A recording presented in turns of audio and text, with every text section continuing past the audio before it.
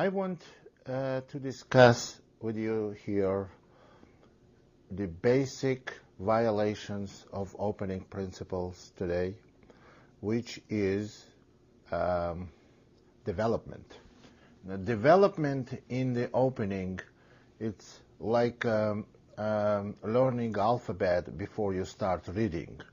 You need to learn alphabet, so that's why you have to learn things about development. And you should not violate this rule in the opening, and if your opponent does, you have to know how to go to punish him, what to do to punish him, and how you use the right judgment for punishment and how to think about it. So let's look at few examples.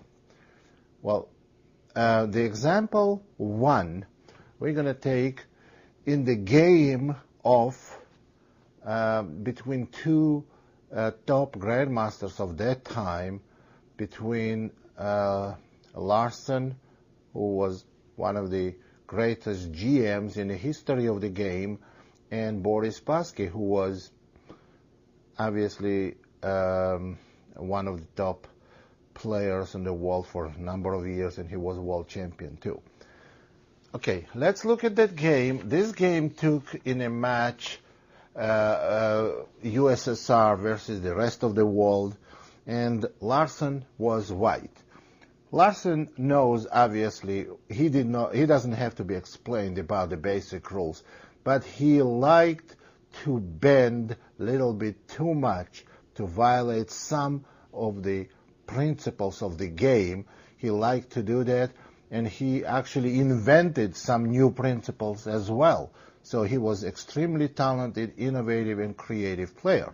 But look that when you are creative and you start doing something new that has never been done, it's not gonna go smooth every time.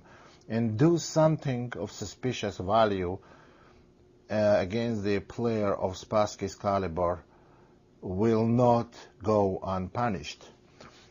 B3, that's the opening Larsen used to play for quite frequently. E5, bishop B2, knight C6, C4, knight F6, knight F3. Now this is provocative move number one. E4. Now white is asking for it. Black pushes, and white makes the second move with the same piece in the opening.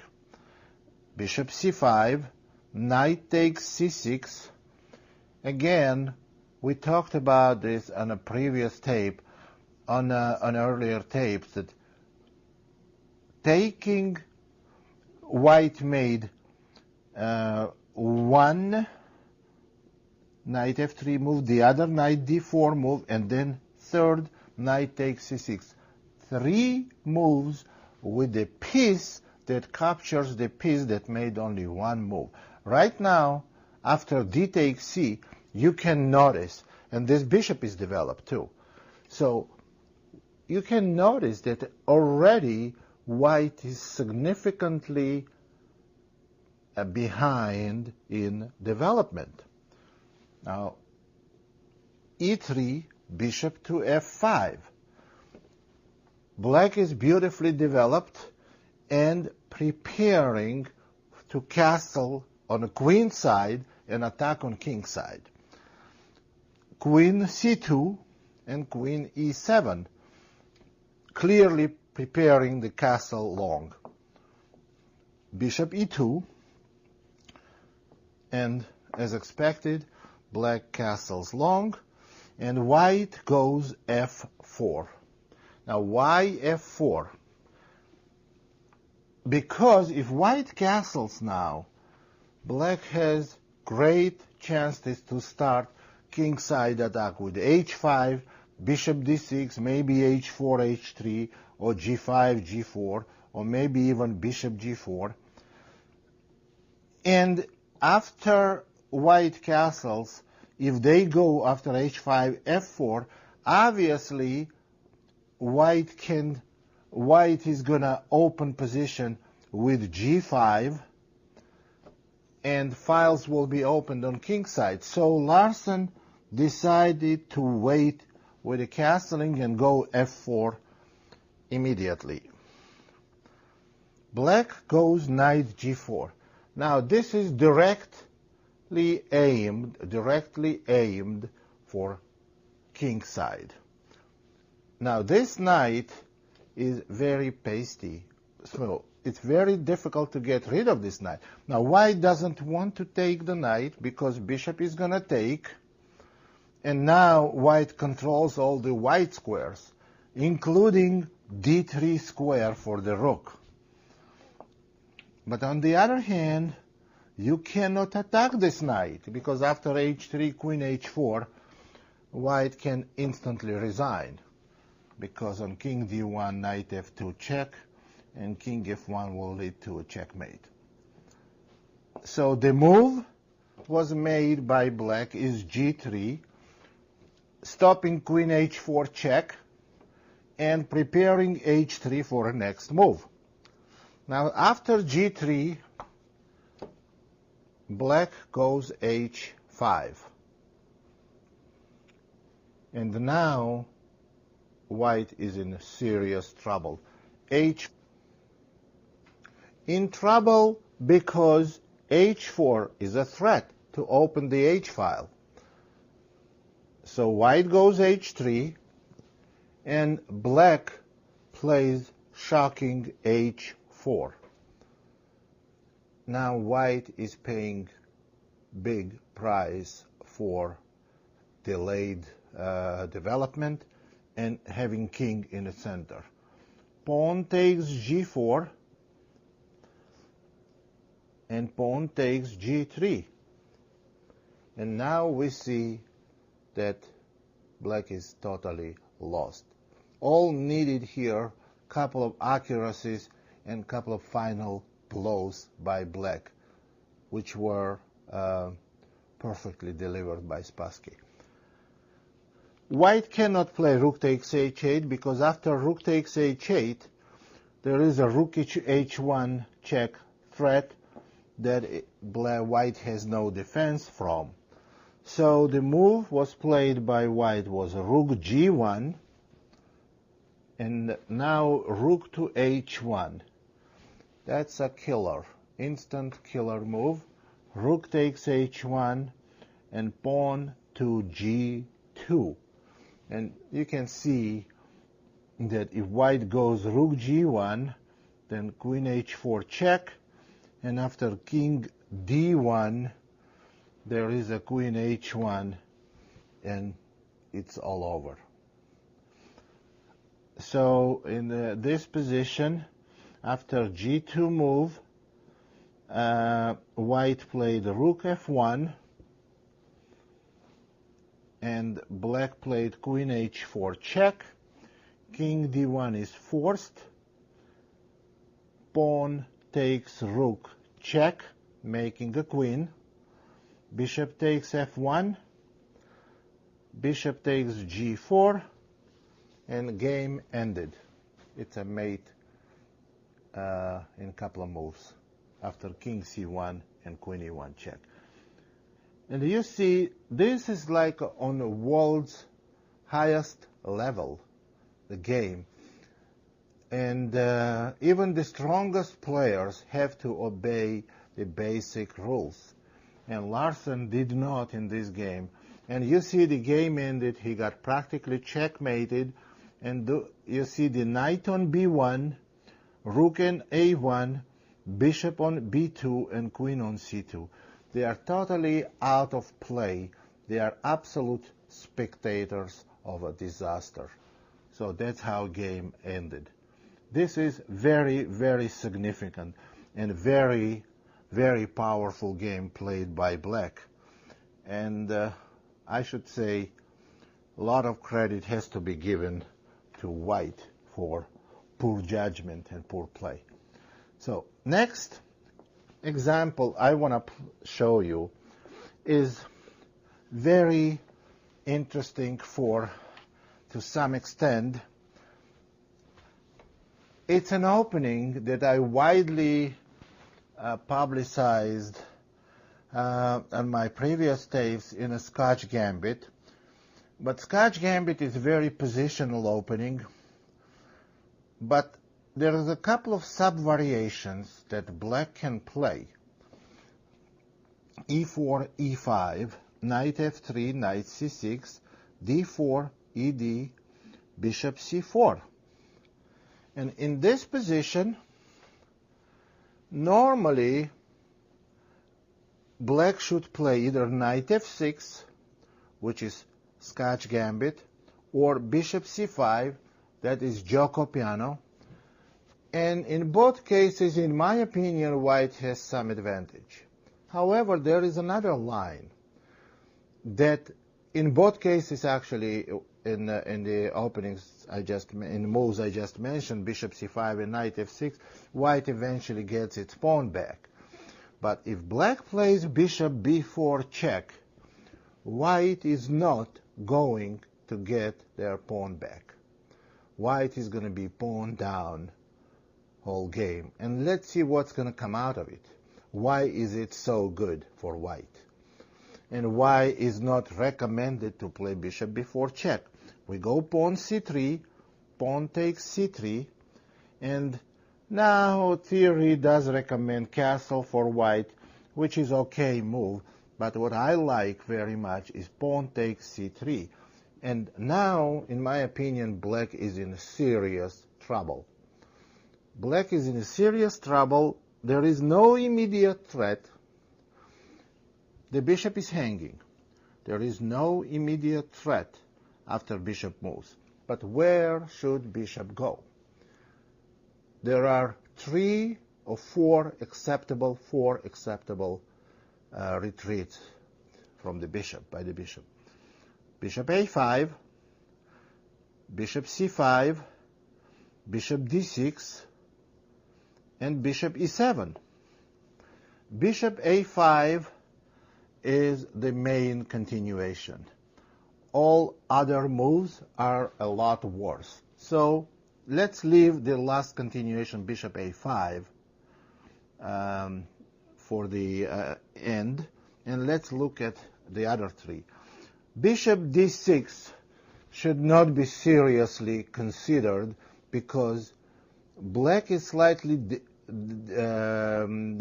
behind in development, and after bishop D6 they're making case a lot worse. They're stopping development of the light square bishop on C8. So what we have left two moves beside bishop A5. It's bishop C5 and bishop E7. We're quickly going to remove both of them from our observation, because on bishop C5, white quickly gets its pawn back and white has advantage in development. Bishop takes F7 check, king takes F7, queen D5 check, and next move queen is going to take on C5, and material is even, black cannot castle, and black is in trouble. So that eliminates bishop C5. Much worse is going to happen if bishop goes to E7. Then we're going to violate one of the basic principles of the game, develop the queen in early stage, but we're going to do it for the sake of mating black, so that's okay. That's a good excuse. After queen D5, game is over, because queen takes F7. There is no defense. Because on knight H6, simply bishop takes H6. So the bishop A5 is the only acceptable move in this position. So in this position, we just castle. Now, black is going to do okay if they can castle eventually, but they cannot castle. We are not going to let black castle in this position. How? What can they play? They can play knight E7 and then castle. Try to go knight f6 and then castle, and then try to go d6. d6 is the only acceptable move. Now here is why. On knight e7, knight g5 is a killer. And why is it a killer? Because we are attacking f7 pawn. f7 pawn is attacked. Black has two continuations. Castle or knight to e5. They are both equally bad. After knight e5, white has very pleasant choice. Pleasant choice is knight takes f7, knight takes f7, bishop takes f7, check, king takes f7, now queen h5 check, and whatever black does, next move, queen takes a5, equal pawns and black's king is exposed. This is good for white, but white can do even better than this. White can do even better, here is the position, by playing simply bishop b3. Now this move is a lot stronger than it may seem. And if black plays h6, now f4. H takes g, f takes e, it's a total disaster for black. There's f7 pawn hangs, and if black castles, that's the only way to protect f7, then queen h5, followed by bishop g5, and game will be over in next 2-3 moves. Okay, so we decided that knight e7 is bad. Knight f6 is also bad, obviously, because of e5. So the only acceptable move is d6. And now black wants to play knight to f6 and castle. They are 2 moves away from the full happiness, but this will never they will never make it. After d6, bishop is on c4. In this position, white plays queen to b3, attacking f7 pawn, which black can easily protect. So the best way to defend it is queen e7. Now white goes e5, and this is a killing move.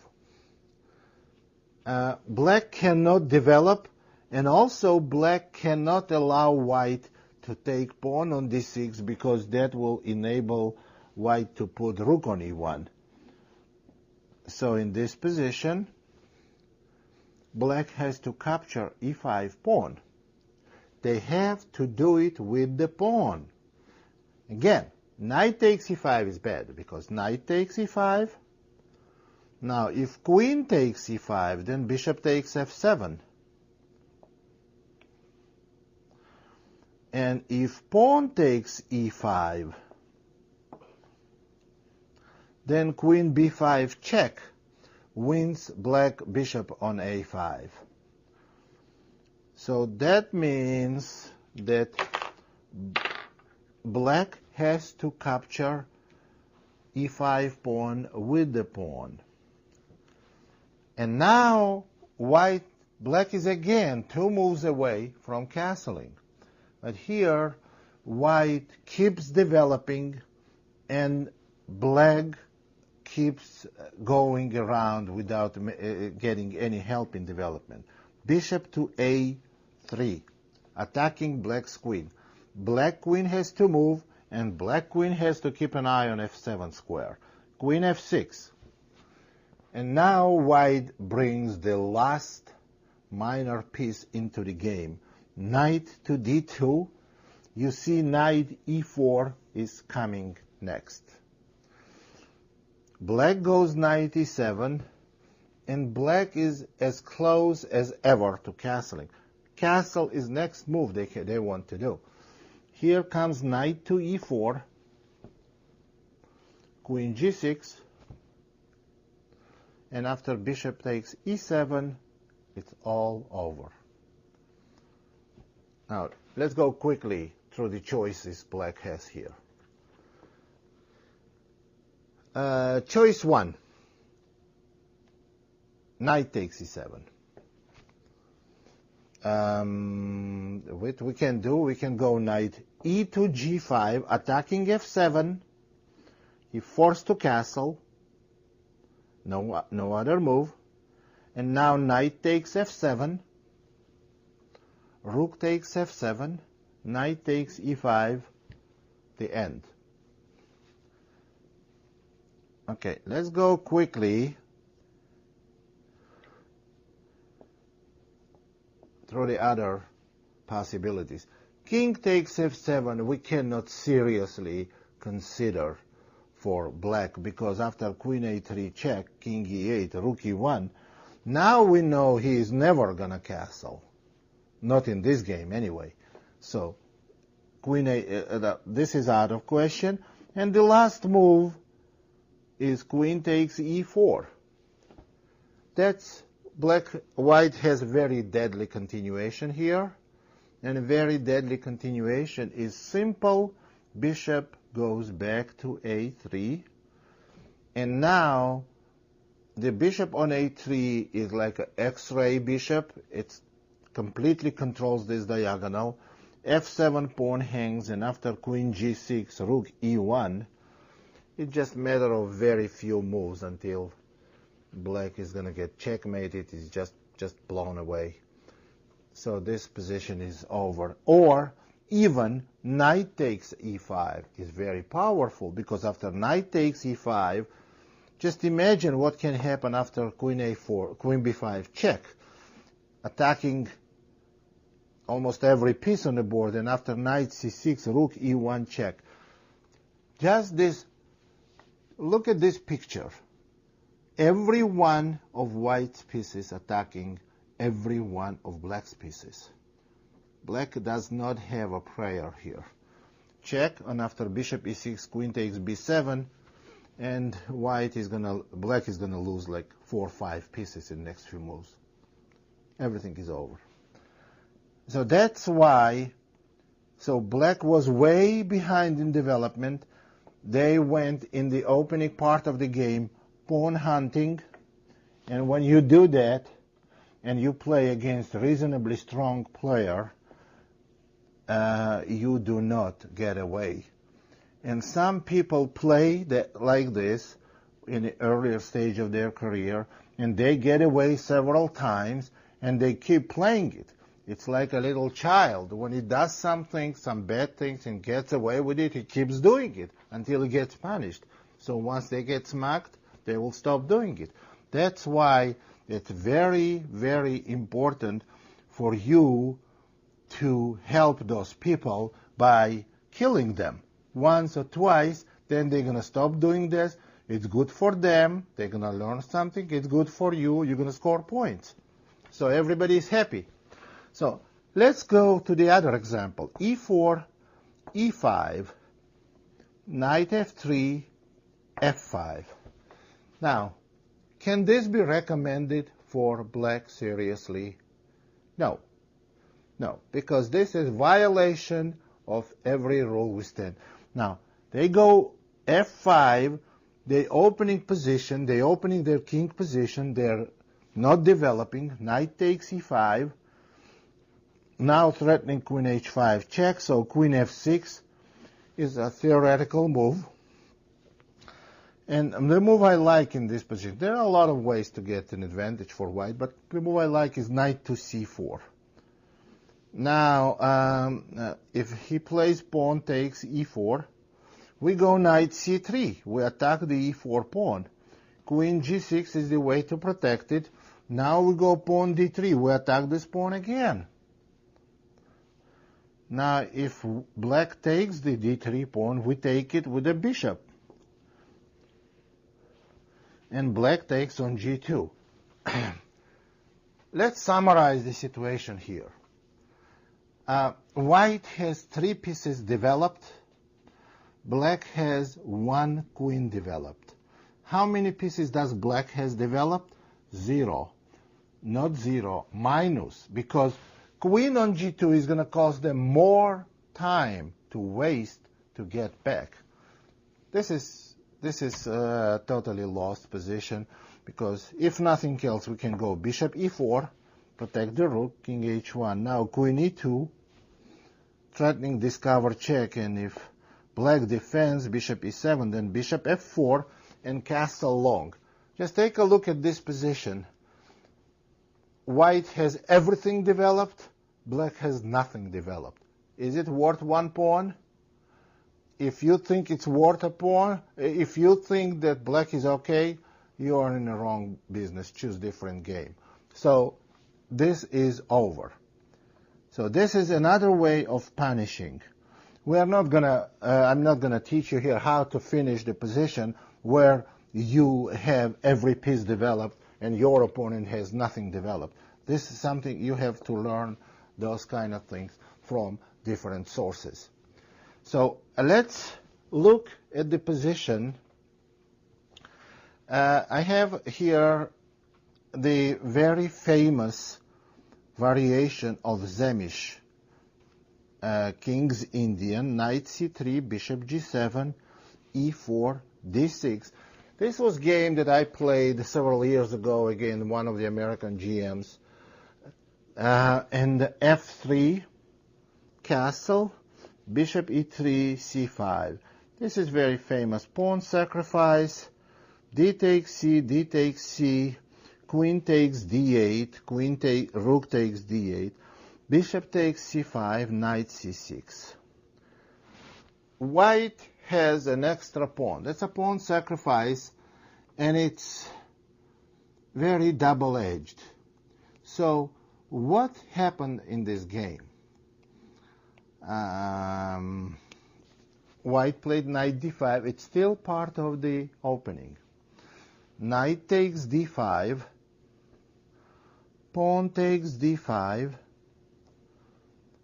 b6, bishop a3, knight d4. Now, obviously, on bishop takes e7 will be rook e8, and bishop moves back, knight c2. Now, you may think, what is this position after knight d4? Black is pawn down. They have better development. But you may say, wait a minute, that rule does not apply to the endgame positions, because queens are off the board, and that's not true.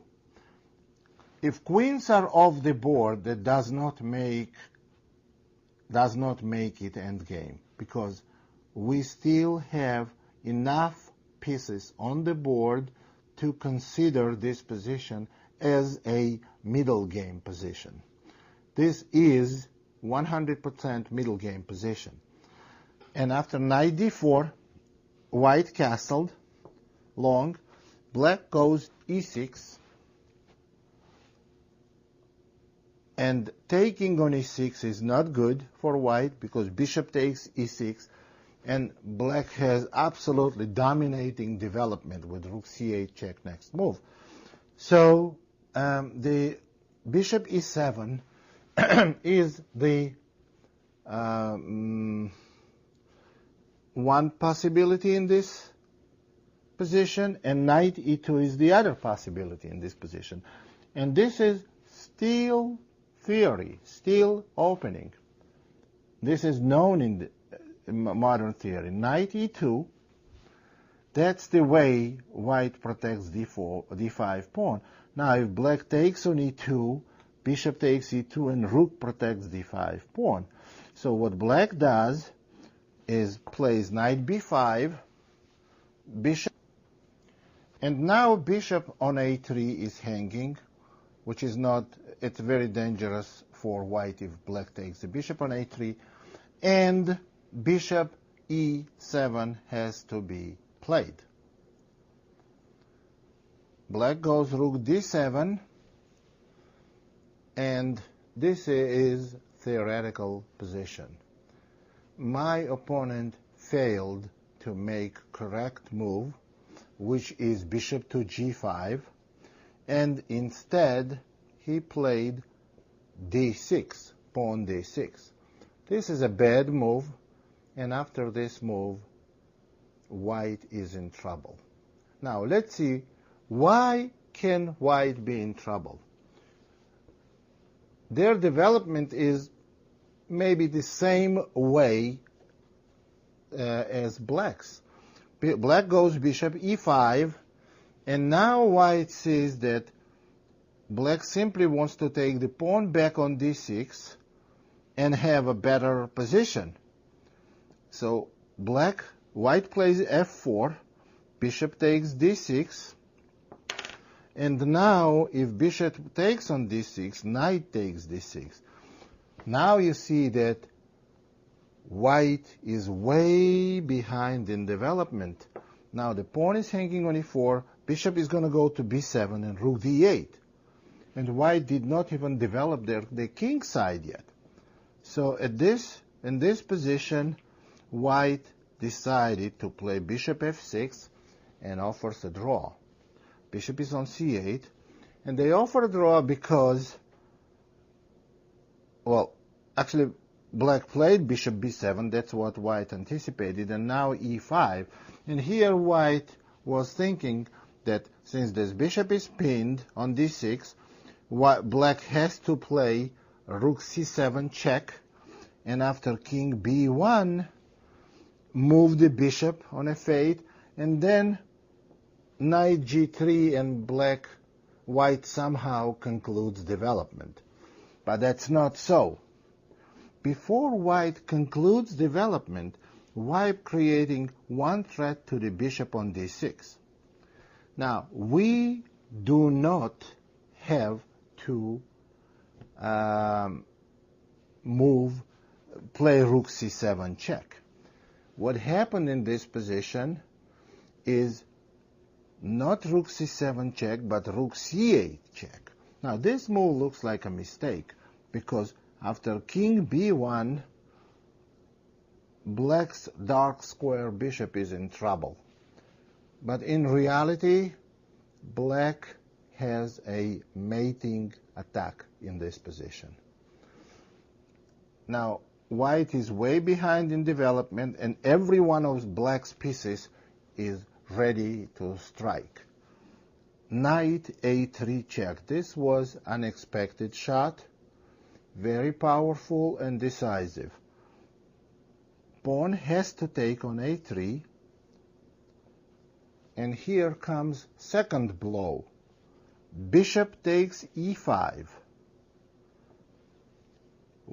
Black attacks white's rook on d1, and white cannot take this rook on d7 because bishop e4 is amazingly checkmate position. Rook d3 has to interpose, and bishop takes d3. That's a checkmate. White king cannot move anywhere. So this is the position after black played bishop takes e5. So white has no choice, play bishop takes e5, rook takes d1, and king b2. This is a very strong position for black. White is doing very well materially. They have knight and a bishop for a rook. But they have problem. The problem is king. The problem is development. The problem is frozen king side. And problem is their position totally lost. What happened here is I played bishop e4. Now this actually was played rook d2 check first. King a1.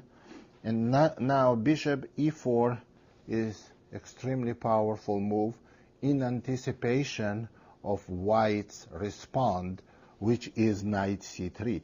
White cannot play knight g3 because rook c1 is simple checkmate, and after knight c3 comes cute but not very difficult conclusion of the game.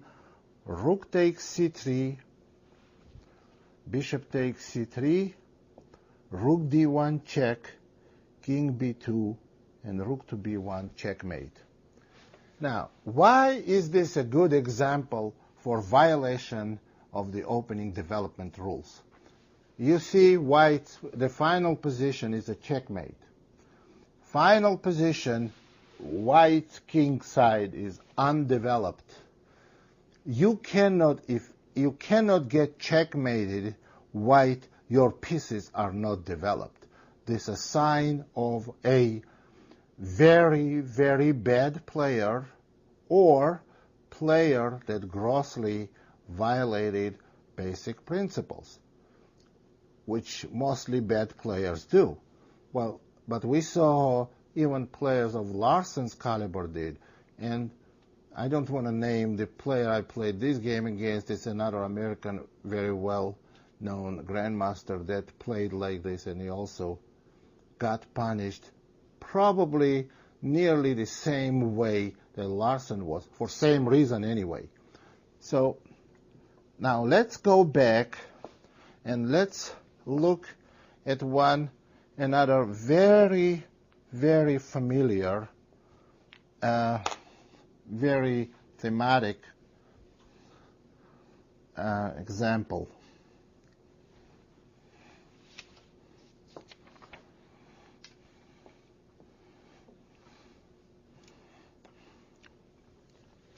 d4, knight f6, bishop g5. This game was played also against two famous Russian grandmasters. Bishop g5, c5. Unfortunately, neither one of them is alive now. But chess principles were 45, 50, or 60 years ago were exactly the same as they are now. That did not change, and it's not going to change in the next few hundred years. Well, theory is going to shape, it's going to change, it's going to be updated, but principles going to stay the same because there is only right or wrong principles. So right principles has not been updated in last 100 years or so. So after d takes c, knight e4, bishop f4, and knight c6. Black is developing. Now here's white got greedy. What they want to do, black of course in the last move could have taken white's pawn on c5. And then position is almost equal and it's quiet, and we would have seen maybe another 40 moves without big developments. However, when black played knight c6, normal developing move, white got greedy, and they don't want to give this pawn anymore. They want to hang onto this pawn, and queen d5 attacks the knight, protects the pawn, and they thought that black has to play queen a5 check, but then c3, and taking on c5 with a knight will go to b4. So, and white thinks that, okay, now after queen d5, they have an extra pawn. Here's the unpleasant surprise number one. Instead of taking the pawn, which black could have done on the last move, they give another pawn. They offer another pawn, f5. Now they want to go e6 next move and play bishop takes c5. So now white is practically forced to take the pawn on f5. And here black goes d5, supporting the knight and attacking the queen. Queen h5 check, g6. Queen h4. Now you see it's already 3 moves made by white queen. This cannot be tolerated, and this has to be punished. In my opinion, I like the way black played in this game, but I don't think it's the only way to play. I think black has here multiple ways to play this position. The way I like is bishop g7 followed by queen a5, and then after bishop g7 maybe castle and going e5. That's good. Black, however, played direct threats right away. Black wants to take white apart right now. They go knight to d4, and we see that knight takes c2 is threatening, and there is no good way to defend. On knight a3, for example, and queen a5 check, and I don't know what can white do here. So white played bishop e5, knight takes c2, king d1, knight takes a1, bishop takes h8, and queen a5. You see that white's position is totally ruined. They have no development, no material, everything is hanging. You can close the case right now. Also, black is threatening queen a4 check, and on b3 something like knight c3 check, followed by queen takes queen. So the position is totally hopeless. In a few moves, game was over. We don't have to see the kind of how it ended, because there are many ways to end this position for white, for black. So now let's go and look at the next very, very instructive example of pawn hunting and development neglecting case. d4, f5, Dutch opening, knight f3, knight f6. Now here I developed one system that I like very much myself, and I use it all the time. Bishop g5, knight e4. That's knight e4 is one continuation, and the other option is pawn to e6. On pawn to e6, I like to play knight d2, and after bishop e7, bishop takes f6, bishop takes f6, and e4. But talking about this position, it's more like an opening issue. It's more like basically talking about the Dutch opening. That's not what we want to do now. Our topic is how can you violate development rules. Knight e4, pawn h4. Now, white doesn't mind to give g5 bishop, but if black takes on g5, then h file will be open, and this is good for white. So the correct move, according to theory, here is a c5, and that's what played by my opponent. Now I went e3, and he played queen b6. Now this looks good for black, because they say if the b2 pawn is hanging, if I go b3 or queen c1, then he can go e6. You see, queen is not on d8 anymore, and white cannot recapture the queen. And then black has reasonably good position. But don't forget, queen b6 is a move with the queen in early stage of the opening. This is somewhat violation of the rule. So what I did, I played simply knight to c3 and totally ignored b2 pawn, on which my opponent played queen takes b2. Now I played knight takes e4, pawn takes e4. I have to tell you this, that the game ended real quick, but it's not something that I invented in the middle of the game, during the game. That's something I prepared even before game started. So knight d2. Now black has an extra pawn, and they just won second pawn. And what does white do? How do they handle the situation in the center? White simply plays bishop c4.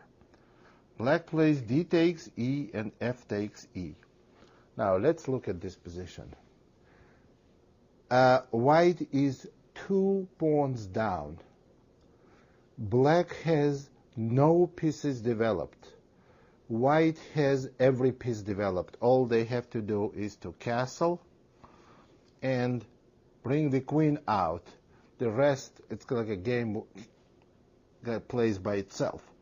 And this position now, if black plays e6, or whatever black tries here, black is going to be busted in very few moves.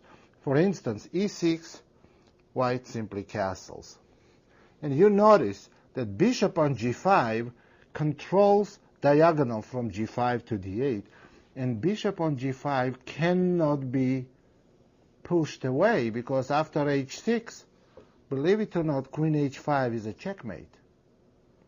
So this bishop on g5 is kind of permanent there. White cannot touch it.